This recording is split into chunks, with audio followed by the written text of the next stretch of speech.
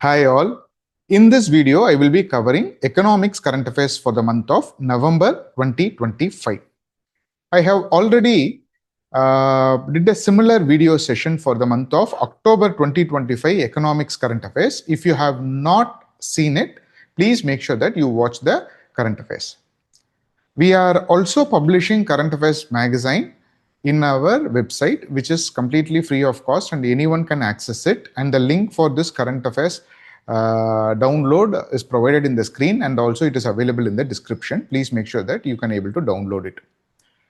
Here I want to tell you two important factors before getting into the session. The first point is, many people think that they can able to prepare the current affairs after consolidating the entire year's current affairs together, which will be a lesser time-consuming task. No, this is a formula for procrastination. If you consolidate all the current affairs together in the month of March or April, it will be humongous. And you will find it very difficult to cover all the current affairs, and it will be frustrating. And the imperative action which may happen is we may give up in current affairs. Instead of that, it is better for you to cover the current affairs on a month-on-month basis, so that it will be easier for you people to cover the conventional current affairs and balance with the test series, so that you can appear in the preliminary examination with utmost confidence. The second factor which I want to tell you is, many students have asked me, sir, your current affairs content is close to 200 to 300 pages of current affairs based on month, whatever the happenings which is there.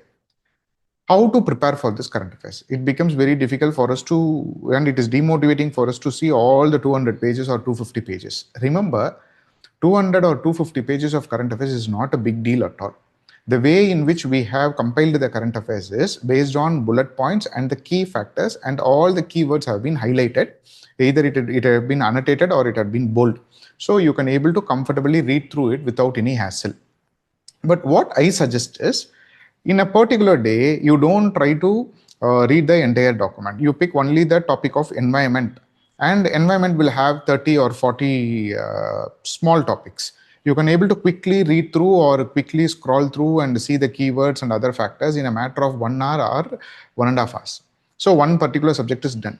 Give a break for 2 or 3 days where you can focus on your conventional preparation. Then what you do, you pick up science and technology, which will have 30 to 40 topics for that month, and you can able to quickly review it in just 2 hours, and you can able to move on. So likewise, in a matter of 2 to 3 weeks, make sure that you complete all the topics separately, so that you will have a grip on the current affairs preparation. If you are not doing that and if you are procrastinating, then it will pile up and it will be very huge and it will be inconquerable. So don't do that. Don't procrastinate. Make sure that you quickly cover the current affairs content as early as possible. Okay, in bits and pieces, small stuff. Now, you can able to download it in our website. You can go to the resources, which is the LAMP page. In the LAMP page, you can able to download the current affairs. Now we will get into the November 2025 economics current affairs. In this, the first topic we wish to discuss is India's 30 trillion economy projection. $30 trillion economy projection. You see, projections are normally made either by the respective ministries, MOSPI, or some of the other ministry will come up with a projection, or Niti Aayog will come up with a projection. Even IMF will come up with a projection or growth forecast for India and all the other countries in the world. So here, Commerce and Industry Ministry have projected that India will become a $30 trillion economy. You see, $30 trillion economy, that means currently we are a $4 trillion economy. $30 trillion economy is here. That means literally almost 6 or 7 India's economy is placed. India's economy is $4 trillion economy. It's similar to that. You place 7 Indias together to have a $7 trillion economy. Then imagine the level of output which may be required on this part. So although the Commerce and Industry Minister is very positive in terms of forecasting or predicting that India will become a $30 trillion economy, but Reserve Bank of India have told that this is not easy. They have not told it is not possible. They have told that it is not easy. Several factors have to come in place for that projection to really happen. We will see what are those concerns. For now, we will see what is the current stand of India in terms of our national output or GDP. So in this case, our nominal GDP is currently 4.1 to 4.3 trillion dollar.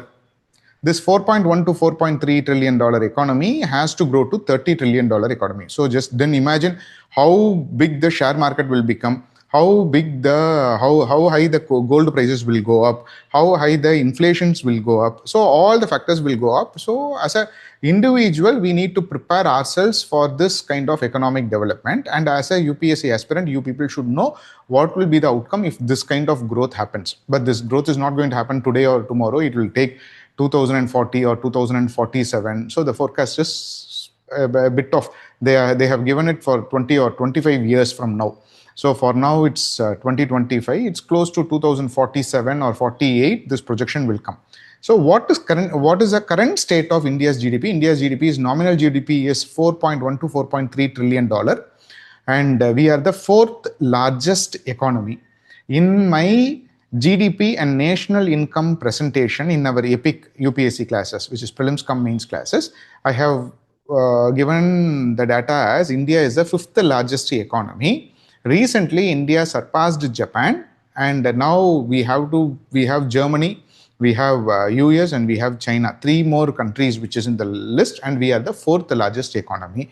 So update it in our conventional data, wherever you have taken notes on that part, update it, and I will also correct it in my presentation. It's actually I have to update it in the presentation because my earlier data is correct, and now this data is the latest one, and this is the correct one. So India is the fourth largest economy in the world. In terms of real GDP, our growth rate is 7 to 7.5%, which is a beautiful growth, and this is one of the fastest growing economy in the world. And when we compare it with the purchasing power parity GDP, our GDP value is 17 to 18 trillion dollar economy when it comes to PPP GDP. So what is PPP GDP? I have covered it in the conventional class. So now you just understand that we are the third largest economy when we speak about PPP GDP. We are the fourth largest economy when we speak about nominal GDP. Our real GDP growth rate is 7 to 7.5%, which is one of the fastest in the world. Okay, so this infographic shows you that we are the fourth largest economy with more than $4 trillion, and we have surpassed Japan. And after the current BJP government took over, we gradually surpassed France, then we surpassed UK, then we surpassed Japan, and now we are in the fourth place. And our projection seems to be like this. GDP, it should from the current level, in 2030 we will be reaching $6.7 trillion economy, in 2040 16.1, and 2047 we will reach the $30 trillion economy. Considering that all the visions of the central government such as Atmanirbhar Bharat, Viksit Bharat, so likewise all these kind of and a stable government in India, if these things continue, definitely we will achieve this kind of beautiful numbers. So nominal GDP matters because nominal GDP is a inflation added GDP. Real GDP is inflation adjusted GDP. So nominal GDP will be the one which will be giving us this kind of $30 trillion economy. So definitely inflation is going to be high on the coming years. So let us be prepared for that. And then rupee dollar exchange rate. So it also depends upon what is the depreciated value of rupee compared to US dollars, because this $30 trillion economy is equated with the dollars. So even the amount of money or the currency which is going to get depreciated also makes up value for this kind of $30 trillion economy. Compounding is decisive. Compounding in the sense year on year 7%. So 7 or 8%. This year we make up a 7% progress. From that benchmark, we have to move to another 7 or 8% growth. Again, that we have to keep it as a benchmark and we have to move forward to 7 or 8%. If we can able to compound this growth, then definitely we can able to achieve this by 2047 as per the plan, making India as a $30 trillion economy. Adding to that, you think what are all the other factors which will help in terms of achieving this target, whether it is going to be demographic dividend which we are currently experiencing, or it's going to be the ease of doing business index and various methods, or it is an infrastructure push which is being provided by India. So likewise, you come up with certain ideas which will be helpful for you to handle the main examination question as well. Now pause this video and try to answer this question.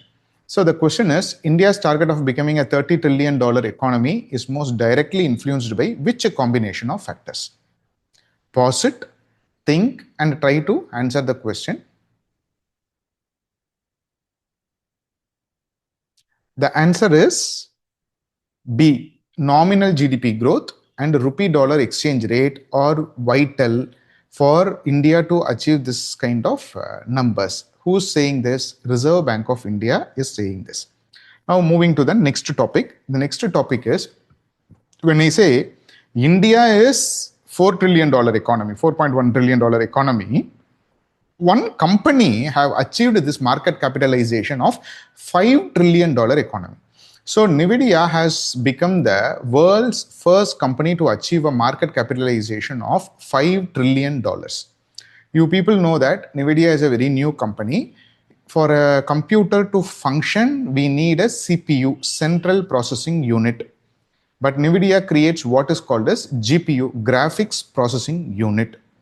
In the recent days, with gaming becoming more popular and animations, graphics, and video editing, AI integration, and adding to this other fancy words which is currently in news with reference to these kind of things, we need a powerful computer which can do multitasking activities. For this, we need GPU, Graphic Processing Unit.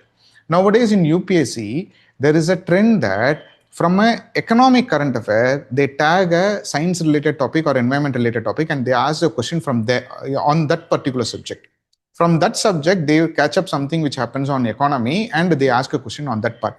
So like this, inter-subject questions are very common in UPSC examination. So what I see is, although NVIDIA have made news, the basic question which every aspirant will have is, how come this company suddenly surpass various other companies and come to a $5 trillion economy? It's because they are the producers of GPU, which is a processing unit. In the earlier days, we all know only the processing unit, which is Intel. Then we came to know about AMD. Okay, so AMD, Intel, all these are providing with processing chips, which is for the CPU, Central Processing Units. Now NVIDIA is providing with the GPU. You should know what is GPU. And I'll give you a simple thumb rule so that if a question comes, you can able to easily answer about the difference between CPU and GPU is, CPU can handle heavy tasks, but it can able to handle one task at a time. So it is a linear one. One by one, it will be providing the output. But GPU can multitask. It can parallelly process several kind of functionalities, but small functionalities, several small functionalities, and it can give output at the same time on multiple factors. So artificial intelligence growth predominantly couples with the graphic processing unit. That is the reason NVIDIA can able to come to the top of several corporate companies and become a $5 trillion economy. So this is a AI-centric business model have provided the growth for this company, and because large language models and AI systems use GPU compared to CPU. Collaborations with Nokia, 5G, 6G network, and with the US government projects and supercomputers, this kind of graphic processing unit is important.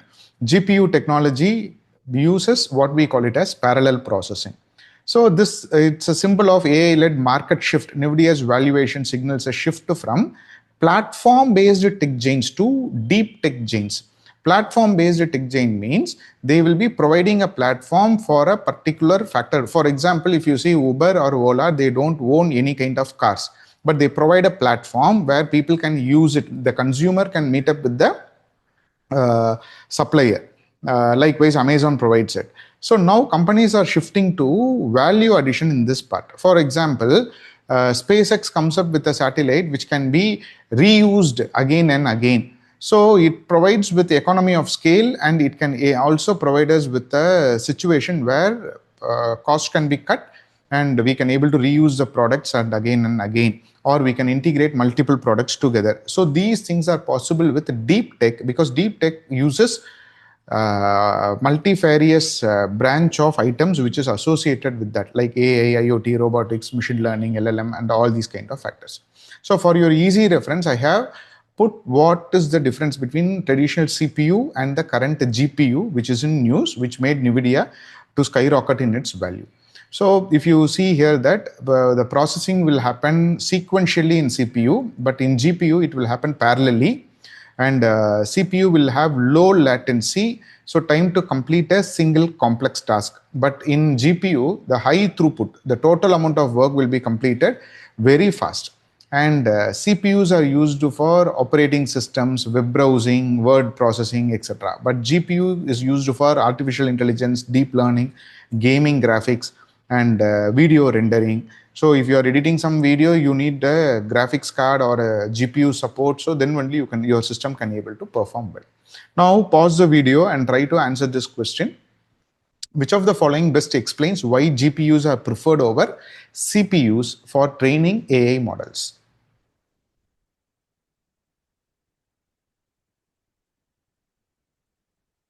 The answer is GPUs support parallel processing of large data sets. The next topic which is in our list is the 16th Finance Commission, chaired by Aravind Panagriya, have submitted its report. The report is yet to come out. Definitely it will come out in the next month. So definitely it will be positioned in the budget as well. So it will be an important raw material for us to face the preliminary examination as well as the main examination. In this case, I wish to make you understand. I'm not going to tell you that Finance Commission is set up under Article 280. Article 281 makes the President to present it. It is 1+4 chairman and 4 members. So all these factors we have covered in the conventional one. And the devolution of taxes, the biggest question which is in our mind is the 11th Finance Commission gave 29.5% of share of the divisible pool of funds to states. Rangarajan Committee gave 30.5. Vijay Kelkar gave 32, YV Reddy gave 42, and NK Singh gave 41 plus 1%, because Jammu and Kashmir, which is a state, have become a union territory. And now the 16th Finance Commission, what Aravind Panagriya Committee is going to give. So that is what we have to see. And the first Finance Commission chairman is KC Niyogi. So just have this in your mind, because sometimes crazily some examiner asks this question about who's chairman of the first Finance Commission. But in this situation, I want to tell you 3 important facts which is related to Finance Commission, which traditionally a slippery slope where people tend to miss it out. The first point is, many people think that the term of Finance Commission is 5 years. This is completely wrong. The term of Finance Commission is not 5 years. The recommendations of the Finance Commission applies for 5 years. So the term of Finance Commission is, the correct answer is, as decided by the President. So the President, when he is appointing the Finance Commission, he will give 2 months or 3 months time for a Finance Commission to complete its time, complete its job. Sometimes it may be even 1 year. So the term of Finance Commission is not 5 years. The recommendation provided by the Finance Commission is 5 years. That is point number 1. Second point is, should the Finance Commission mandatorily set up after the end of 5th year? The Article 280 says that after the expiration of every 5 years, the President shall appoint a Finance Commission. Yes, but it is not mandatory. It is a trigger point. Either before 5 years, the President can set up, or after the expiration of 5 years, the President shall set up. But they have not given a time frame within which the Finance Commission has to be set up. The convention which is followed by the government is, before the recommendations ends, the recommendation provided by the previous Finance Commission ends, they will set up the Finance Commission and they will ask for the recommendations. The third important point is, neither the Constitution nor the Finance Commission Act says that the recommendations of the Finance Commission should be for 5 years. Can it be for 6 years? Can it be for 8 years? Yes, it can be, because using the Finance Commission's recommendations for 5 years is a convention. If you remember, NK Singh committee, we used his recommendation, that is the 15th Finance Commission recommendation, for 6 years. That is, during the COVID time period, he gave a recommendation for 1 year, and again he gave a recommendation which is used for the another 5 years. So using the Finance Commission recommendation is not a constitution or a statutory provision. It is a provision which has been practiced as a convention. So for now, we will stop with this on the Finance Commission part, and let's discuss in detail after the Finance Commission report comes into play. Now pause the video and try to answer this question. Very easy one, absolute takeaway. Who determines the qualification and the manner in which the chairman or the members of the Finance Commission? The question would have been a bit difficult if I added a word called constitution, but I haven't provided the option of constitution. So it is the parliament. So the parliament decides the qualification of the Finance Commission chairman and the members. Now, if anyone who is interested in terms of enrolling in our conventional course, which covers history, geography, polity, economy, and the complete prelims cum mains course, you can able to visit this website, and using this website, you can able to see the course coverage which we provide. And if you are interested, you can take up the course, because from now, the preliminary examination in the month of May, we have a sufficient time period, and anyone who's having full appetite, by this time you people would have seen what are the subjects you are weak, and which subjects have been ignored by your coaching academy, or which subjects are difficult for you to understand. So if you want to cover up all those factors, you can able to consider taking taking our EPIC UPSC classes, which is a prelims cum mains course, which is very affordably priced, and people can use it if needed. The next topic in our list is housing in consumer price index. Okay, consumer price index, we have covered in detail about the consumer price index, which covers the urban, rural, as well as combined. So the urban one, which has housing as a product, and combined also has a housing as a product. Rural do not have the housing, and normally it will be as a NA, not applicable. So in rural edition of the consumer price index, you people know that consumer price index is the most important inflation index in our country, because CPI is used by Reserve Bank of India for deciding the monetary policy. CPI is used by your company's HR or any factory's human resource to decide the dearness allowance. So likewise, CPI is the benchmark or the milestone for all these kind of decision making. So in this case, in rural area, the housing is not taken into consideration, because majority of the rural households live in their own house. But now things have changed, and there is a significant shift in terms of housing related factors. There are certain problems which is associated in this category. What are the problems which is associated in the calculation category is, the first one is, since we ignore rural area in this, since we ignore housing in the rural area, we could able to, we are generalizing that majority of the people in the rural area do not spend for housing and they live in a own house.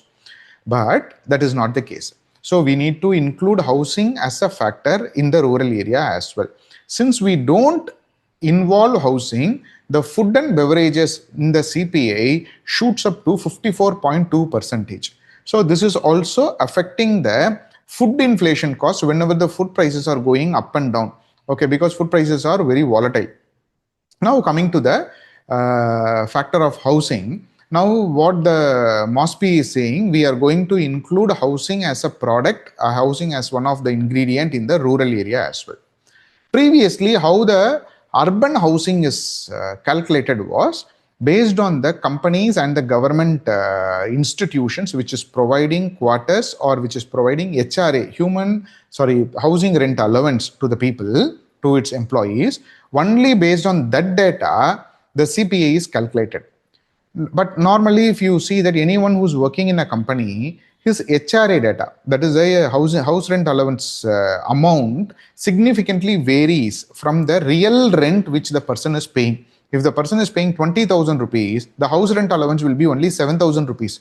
So there is a mismatch between that. So instead of getting the HRA based data and compiling a housing index inside the CPI, the MOSPI have decided to collect the data directly. So what they will do, they will go to 12 different houses and they will be collecting the data directly in the urban area, and 6 different houses in a rural area, and they will collect it. Why they take 6 and 12 dwellings? That is 6 and 12 dwellings they take it because there is something called housing condition index.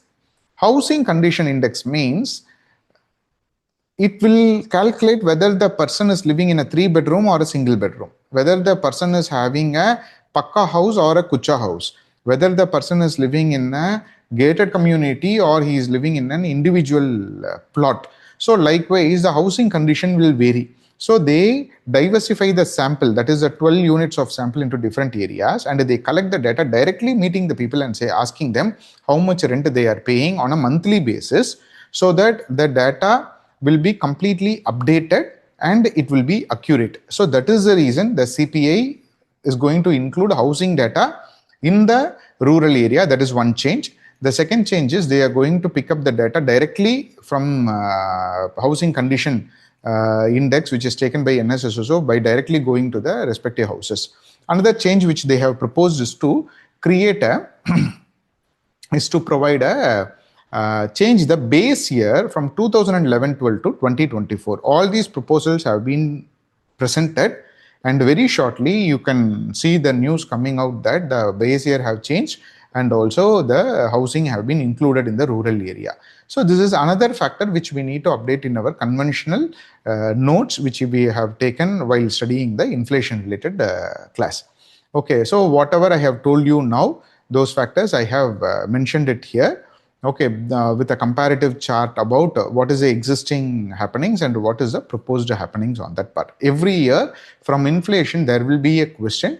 So if this data happens in the month, if this data change happens in the month of January, definitely you can able to expect a question from CPI index, that is consumer price index, in terms of what were the changes which were made. Now pause the video and try to answer this question.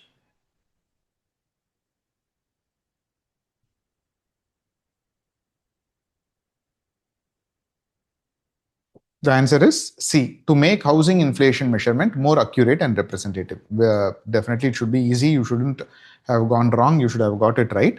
Now moving forward, India's retail inflation CPI fell to a historic low. Another news which is associated with CPI. Here, what happened with the recent large amount of food grain production?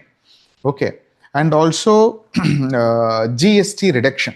When the GST is reduced, obviously people will have more disposable income. When we reduce the GST, the product cost will be reduced. When the product costs are getting reduced, the inflation will also come down. So these are all some of the reasons for CPI inflation to go to 0.25% year on year, and the food price went into a deflation. Okay, deflation to minus 5.02% because of declining cost of vegetables, cereals, pulses, and edible oils. Why the prices of vegetables, cereals, pulses, and edible oils are reducing? We will see it in the subsequent slides, where we see a huge record-breaking production in agricultural products in India. So CPI rural is minus 0.25%, urban 0.88%. Overall CPI inflation is at 0.25%, which is very less, which doesn't comes under the Reserve Bank of India's monetary policy framework, which is 2 to 6% or 4 plus or minus 2%. However, the core inflation, that is the inflation which removes fuel and food, the core inflation seems to remain very stable and constant at 4.4%. So if you see this chart, you can see that the food inflation, which is the orange color line, which is going down, and the core inflation, which is green in color, which is very stable, and the normal headline inflation is coming down, which is close to 0.25%.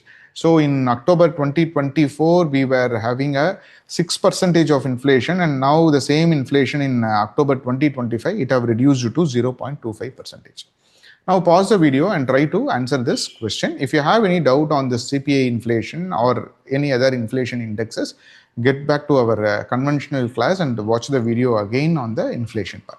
So what was the primary reason for India's retail inflation falling to 0.25% in October? The answer is C. GST rate cuts and the steep decline in food prices. Okay. Epic UPSC Classes by Educasium. Your journey to success begins here. Affordable, accessible, and comprehensive UPSC coaching in Tamil and English. Join now. Now, the next topic we wish to discuss is IMF has something called Data Quality Assessment Framework. Data Quality Assessment. You people would have definitely read in the newspaper that IMF forecasted India's GDP growth, World Bank forecasted India's GDP growth. If they are forecasting India's GDP growth, they need data. They not only forecast India's GDP, but also they will calculate the GDP of various countries. So for this purpose, how efficiently we are getting the data, how comprehensively we are getting the data quality is important to precisely, accurately judge the GDP growth. Okay, so for this purpose, IMF has 4 types of data quality. The 4 types of data quality is rated as grade A, grade B, grade C, and grade D. Grade A is very high transparency, completely formalized economy, and they get all the data in a significant way. Data tracking, everything is perfect. So that is the highest quality data. Normally USA, UK, Japan, these kind of countries has this kind of high quality data in grade A category. And B seems to be an acceptable, but there are certain missing items which is there, but however it is acceptable.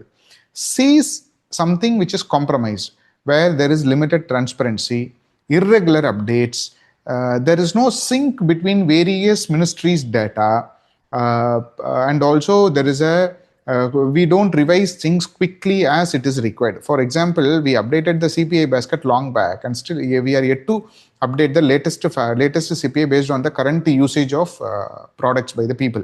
The another important factor is the base year is 2011-12. Currently, we are in 2025.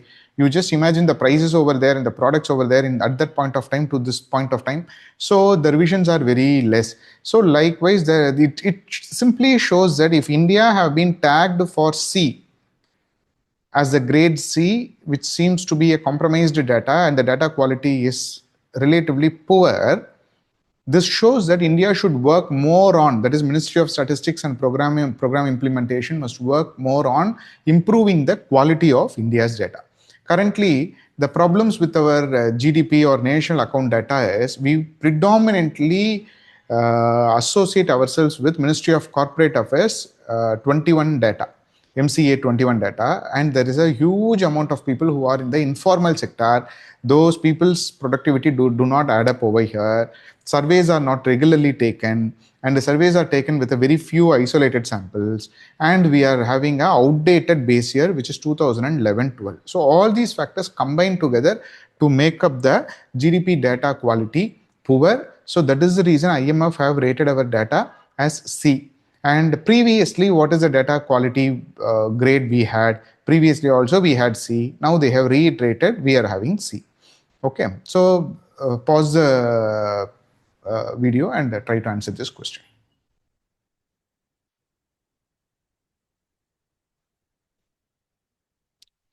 So the answer is partial compliance with significant transparency and methodological weaknesses. Answer is C. Now the question 7 is, it's a important point. You people have to focus on this, pay attention, and because this has direct output in the preliminary examination. IMF classification of exchange rate regimes. Normally, IMF, India, in the International Monetary Fund, classifies the exchange rate, Forex exchange rate patterns into 3 categories: hard peg, soft peg, and floating regimes. These are the 3 categories. In the floating regime, there are 2 categories. One is managed floating and another one is free floating. So Reserve Bank of India says that among these 3 regimes, hard, soft, and floating, India is in floating. Okay. In floating, there is managed floating and free floating. In this, we are part of managed floating. So this is what Reserve Bank of India says. But IMF says that, no, among the three regimes you people follow under what we call it as soft or intermediate regime. In the soft or intermediate regime, India's rupee compared to dollar keep fluctuating with a band of plus or minus 2%. If for a small time period, if the dollar is if the rupee is fluctuating or with the dollar price in plus or minus 2%, it is called as stabilized arrangement. So IMF rated India's exchange regime as stabilized arrangement. But now the same factor, dollar versus rupee, is being volatile plus or minus 2% only. That is stabilized arrangement. But now it is steadily moving in one direction. If it is steadily moving on one direction, either up or down, they call it as trawl-like arrangement. So previously we were in stabilized arrangement category as per IMF. According to India RBI data, we are in managed floating. But now IMF have categorized as a like crawl-like arrangement. Crawl-like arrangement is the same plus or minus 2%, but it goes on a steady direction on one particular area. Currently, India is moving on in a depreciating trend. That is the trajectory. So what happens is, IMF have called us as crawl-like arrangement. Here you can able to see the difference between what is a stabilized arrangement and what is a crawl-like arrangement. Okay, so exchange rate is kept stable around a level that is plus or minus 2% in a narrow band. Stabilized arrangement shows a steady trend. It may be either appreciation or depreciation. Then that is a crawl-like arrangement. Now pause the video and try to answer this question. Why did the IMF classify India's exchange rate regime as a crawl-like?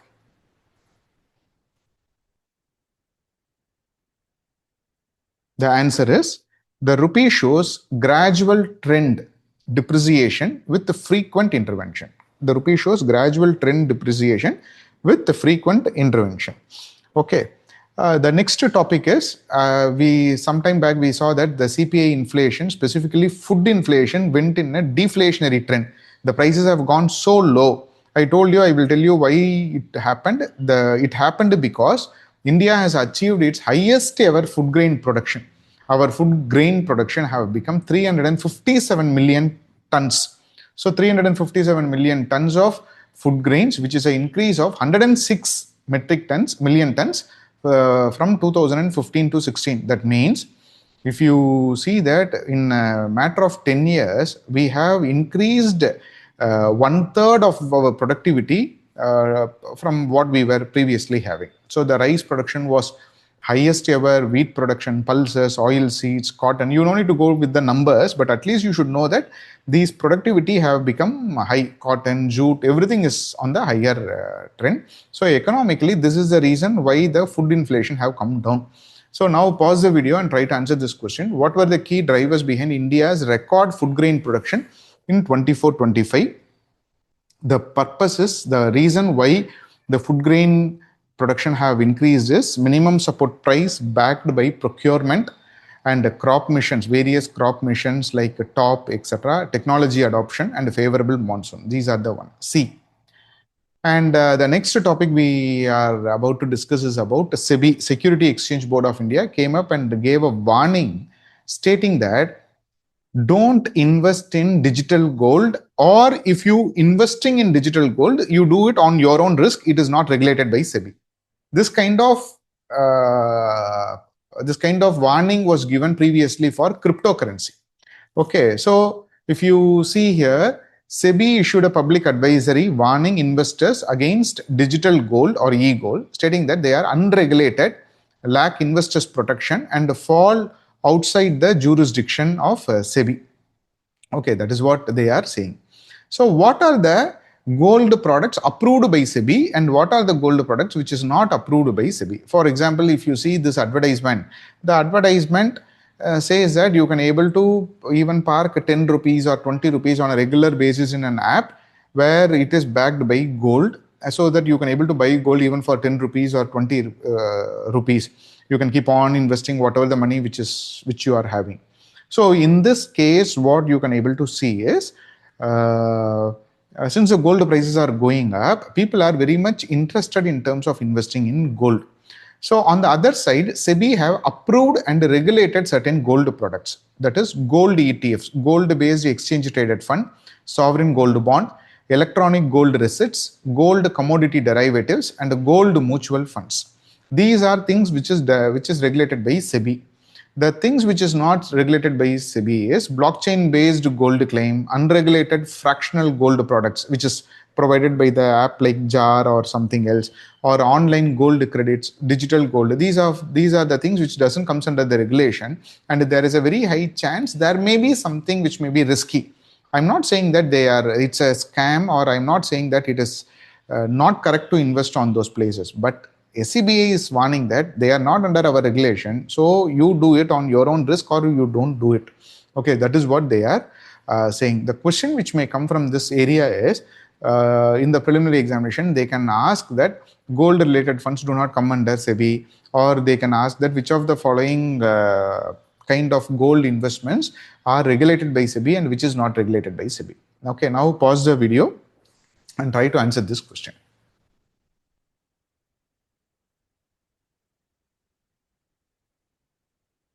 The answer is D. Digital gold products are unregulated, platform dependent, and lack investors protection. Okay. The next thing is Supreme Court allows reassessment of AGR dues. Okay. AGR stands for adjusted gross revenue. Okay, I'll put it in a very simple factor. This AGR, the cell phone companies have to pay the central government nearly 1.4 lakh crores. 1.4 lakh crores the cell phone companies have to pay to the central government. Okay. In 1999, the government came up with a revenue sharing model with the cell phone companies. So the cell phone companies, that is the cell phone companies and internet service provider which is associated with that, such as Vodafone, Airtel, and these companies, they have to pay two important fees. The first fee is they have to provide a license fee which is 8% of their gross revenue, and spectrum usage charges which is 3 to 5% on their gross revenue. So in this gross revenue, Department of Telecom says that the gross revenue includes total revenue generated by the telecom company. But what Vodafone or Airtel, these companies say, they say that no, the gross revenue means what is the revenue which we derived from using the licensing fee and spectrum usage fee. Apart from that, we would have deposited money in the bank, we would have got some interest component, we would have rented some of our towers to other people, we would have got some money, we could have rented other infrastructural facility to someone else and we would have got. So these are not associated with the licensing fee or spectrum usage fee. So these are all our other revenues. So what Vodafone and other telecommunication companies are saying is, you should calculate only the items which comes under the licensing fee and the spectrum usage charges. You don't put every one of our revenue into this category. So here there is a diversion between the telecom department's view and the telecom company's view. So that is the reason they go to the court, and the court significantly have reviewed this at various point of time, and now they have provided a reassessment. Vodafone alone has to pay, I think, somewhere around 40,000 crores. So they have told that they will pay it at a span of 10 years. So that at a single point of time, they don't have that much of money, and also it will affect the company's operational cost as well. So this is what is the adjusted gross revenue. So adjusted gross revenue is calculated based on the licensing fee and the spectrum usage charges. Now pause the video and try to answer this question. Why did Supreme Court allow reassessment of Vodafone Idea AGR dues? What is AGR? Adjusted gross revenue. To which field it is associated? It is associated with the telecom companies. So the answer is to permit recalculation dues for Vodafone Idea alone. The next topic is mandatory country of origin filter on e-commerce platforms. Mandatory country of origin, that is, in all the e-commerce platforms, the product should have from which country it is coming. At many times, we are purchasing products which are originated in China, originated in Taiwan, originated in Hong Kong, originated in France, or some other country. So if we want to purchase made in India products, we need to understand from which place the product have originated. And also the government have informed there is a Ministry of Consumer Affairs have informed the various marketplace providers like Amazon, Flipkart, everyone to provide a Make in India filter, so that we can able to make a Make in India filter and purchase the products from that particular category. So in 2025, Ministry of Consumer Affairs released the draft legal metrology proposing a mandatory country of origin filter on e-commerce platforms. Okay, so country of origin must be mentioned in the e-commerce platforms, and the power or the mandate comes from a statutory act which is called as Legal Metrology Rules 2011, and the consumer empowerment. This empowers the consumer to choose which product comes from which country. So, and also it strategically impacts the micro, small, medium enterprises because their products are moving away because the price of the products are high compared to the foreign products which is bulk produced. So now by providing the country of origin, we can able to support the MSMEs as well. Okay, how this particular piece of information may convert into a question is, recently the country of origin filter on e-commerce platforms has to be provided. Okay, this is being mandated under which act? Okay, so whether it is mandated by Consumer Protection Act, or it is mandated by FSSAI, Food Safety and Security Act, or it is mandated by IT Act, or it is mandated by Legal Metrology Act. It is mandated by Legal Metrology Act, and under that Legal Metrology Rules 2011 makes this as an important factor. Now pause this video and try to answer this question. Why did the government mandate a country of origin filter on the e-commerce platforms in 2025? It is to improve the consumer transparency and enable informed purchasing decisions for the consumers. The next one is, there were too many export-oriented plans or export-oriented schemes. So to consolidate all these schemes together and create one mission, the government came up with what we call it as Export Promotion Mission in the month of November, where they combined other schemes like interest equalization schemes, market access initiative, etc. under this Export Promotion Mission. MSMEs and new exporters are focused. So they are trying to, under this mission, they are trying to bring all the maximum MSMEs possible, and also to bring first-time exporters. Those who have not exported in the past, we need to onboard them and we need to allow them to do the exports. The nodal implementing agency of this mission will be DGFT, Directorate General of Foreign Trade, and there is a two-pillar structure. The first pillar is called as Niryat Protsohan, which stands for financial support, and another one is Niryat Disha, which is for certification, branding, logistical support and other factors. So one is monetary support and another one is non-monetary and administrative operational support. So which is monetary support is Niryat Protsahan and Niryat Disha, which is the operational support. So all earlier some of the schemes are combined together under this Export Promotion Mission. Now pause this video and try to answer this question. Why was the Export Promotion Mission launched by the Government of India? It is to consolidate fragmented export promotion scheme into a unified digital outcome oriented framework to scale exports to USD 2 trillion by 2030. Okay, now the next topic in our list is India exported fortified rice kernel to Costa Rica. What is fortification? We know that iron, folic acid, vitamin B, these kind of things are added to the rice, and then that rice is called as a fortified rice. If you see the this particular image, the symbol plus F with a curve, that is a symbol showing that the product which you are eating is a fortified product. So here fortified rice kernel. What is that fortified rice kernel? It is not at all a rice. It is a rice flour.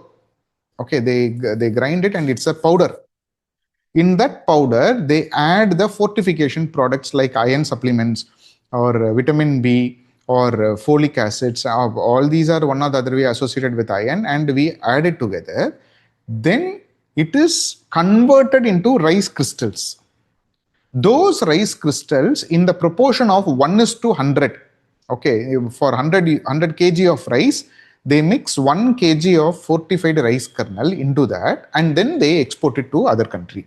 Okay, so this have been sent to Costa Rica, which shows that we are good in terms of exporting value-added materials, value-added food products. So the definition is reconstructed rice grains made from rice flour plus micro. See, rice flour and micronutrients. So it is not rice. Rice have been grinded, then the nutrients are added, then rice is being manufactured out of this rice flour. Okay, then that is mixed with that new rice which have been manufactured is mixed with the proper rice in the ratio of 1:100. Then the mandated nutrients which should be part of this fortified rice is iron, folic acid and vitamin B12. These are mandatory. Other optional fortification we can do is on zinc, vitamin A and other vitamin B components like riboflavin or cyanocobalamin or something like that. Okay, so this is regulated under Food Safety and Food Safety and Standards Fortification of Foods Regulation Act. Now pause this video and try to answer this question. Why is the export of fortified rice kernels by India considered significant?